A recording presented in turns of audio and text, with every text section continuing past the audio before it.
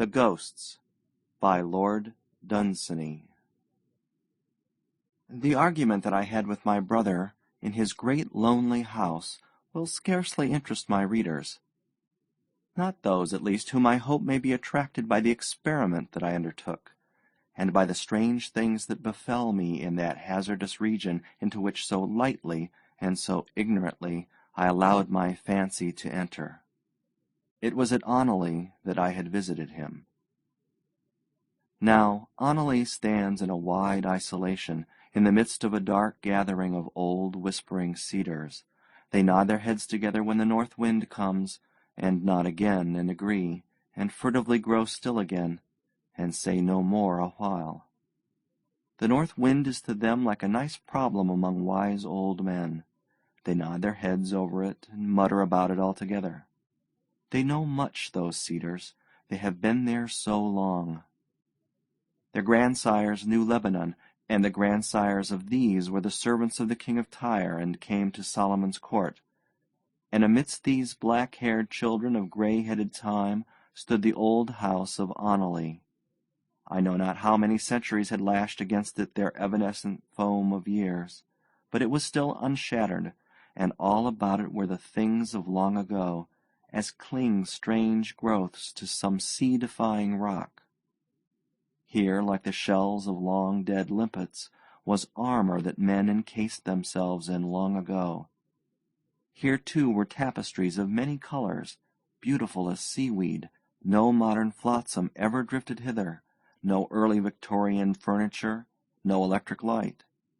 The great trade routes that littered the years with empty meat tins and cheap novels were far from here. Well, the centuries will shatter it and drive its fragments on to distant shores. Meanwhile, while it yet stood, I went on a visit there to my brother, and we argued about ghosts. My brother's intelligence on this subject seemed to me to be in need of correction. He mistook things imagined for things having an actual existence. He argued that second-hand evidence of persons having seen ghosts proved ghosts to exist. I said that even if they had seen ghosts, this was no proof at all. Nobody believes that there are red rats, though there is plenty of first-hand evidence of men having seen them in delirium. Finally, I said I would see ghosts myself and continue to argue against their actual existence. So I collected a handful of cigars and drank several cups of very strong tea, and went without my dinner, and retired into a room where there was dark oak, and all the chairs were covered with tapestry. And my brother went to bed, bored with our argument, and trying hard to dissuade me from making myself uncomfortable. All the way up the stairs as I stood at the bottom of them, and as his candle went winding up and up, I heard him still trying to persuade me to have supper and go to bed. It was a windy winter, and outside the cedars were muttering I know not what about, but I think that they were Tories of a school long dead, and were troubled about something new. Within, a great damp log upon the fireplace began to squeak and sing, and struck up a whining tune, and a tall flame stood up over it and beat time, and all the shadows crowded round and began to dance.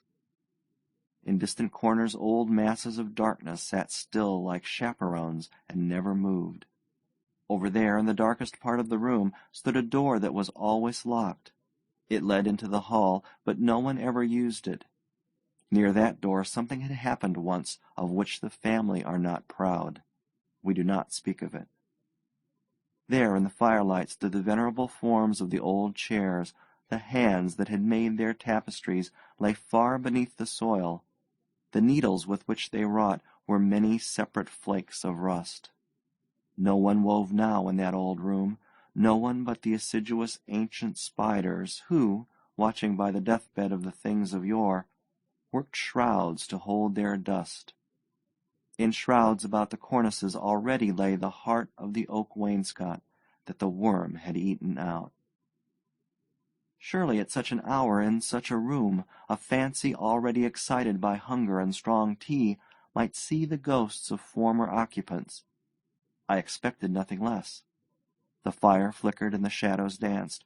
Memories of strange historic things rose vividly in my mind. but midnight chimed solemnly from a 7-foot clock, and nothing happened. My imagination would not be hurried, and the chill that is with the small hours had come upon me, and I had nearly abandoned myself to sleep, when in the hall adjoining there arose the rustling of silk dresses that I had waited for and expected. Then there entered 2 by 2 the high-born ladies and their gallants of Jacobean times. They were little more than shadows, very dignified shadows, and almost indistinct. But you have all read ghost stories before, you have all seen in museums the dresses of those times. There is little need to describe them. They entered, several of them, and sat down on the old chairs, perhaps a little carelessly considering the value of the tapestries. Then the rustling of their dresses ceased. Well, I had seen ghosts, and was neither frightened nor convinced that ghosts existed. I was about to get up out of my chair and go to bed, when there came a sound of pattering in the hall, a sound of bare feet coming over the polished floor, and every now and then a foot would slip, and I heard claws scratching along the wood as some 4-footed thing lost and regained its balance. I was not frightened, but uneasy. The pattering came straight towards the room that I was in. Then I heard the sniffing of expectant nostrils. Perhaps uneasy was not the most suitable word to describe my feelings then. Suddenly a herd of black creatures, larger than bloodhounds, came galloping in. They had large, pendulous ears. Their noses were to the ground, sniffing. They went up to the lords and ladies of long ago, and fawned about them disgustingly. Their eyes were horribly bright, and ran down to great depths. When I looked into them I knew suddenly what these creatures were, and I was afraid. They were the sins, the filthy, immortal sins of those courtly men and women. How demure she was, the lady that sat near me on an old-world chair. How demure she was, and how fair, to have beside her, with its jowl upon her lap, a sin with such cavernous red eyes, a clear case of murder. And you, yonder lady with the golden hair, surely not you, and yet that fearful beast with the yellow eyes slinks from you to yonder courtier there, and whenever one drives it away it slinks back to the other. Over there a lady tries to smile as she strokes the loathsome furry head of another's sin, but one of her own is jealous and intrudes itself under her hand. Here sits an old nobleman with his grandson on his knee, and one of the great black sins of the grandfather is licking the child's face, and has made the child its own. Sometimes a ghost would move and seek another chair, but always his pack of sins would move behind him. Poor ghosts, poor ghosts! How many flights they must have attempted for 200 years from their hated sins! How many excuses they must have given for their presence! And the sins were with them still, and still unexplained. Suddenly one of them seemed to scent my living blood, and bayed horribly, and all the others left their ghosts at once and dashed up to the sin that had given tongue. The brute had picked up my scent near the door by which I had entered, and they moved slowly nearer to me, sniffing along the floor, and uttering every now and then their fearful cry.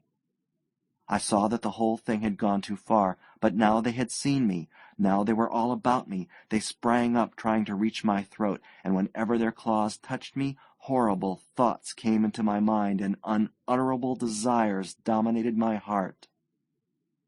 I planned bestial things as these creatures leaped around me, and planned them with a masterly cunning.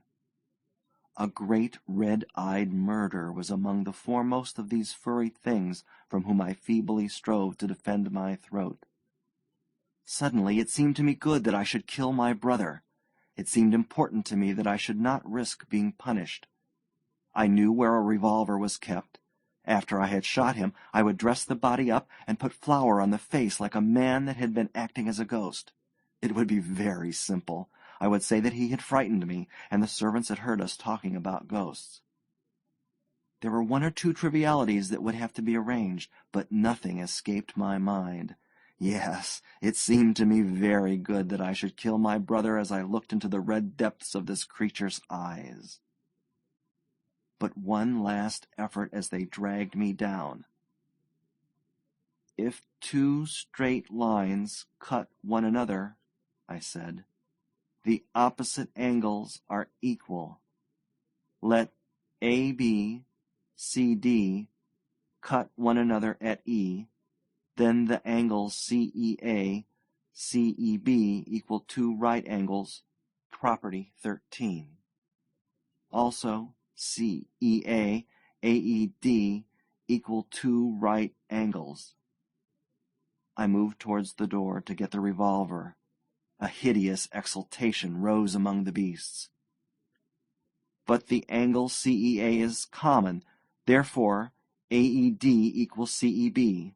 In the same way, CEA equals DEB. Q, E, D. It was proved. Logic and reason re-established themselves in my mind. There were no dark hounds of sin. The tapestried chairs were empty. It seemed to me an inconceivable thought that a man should murder his brother.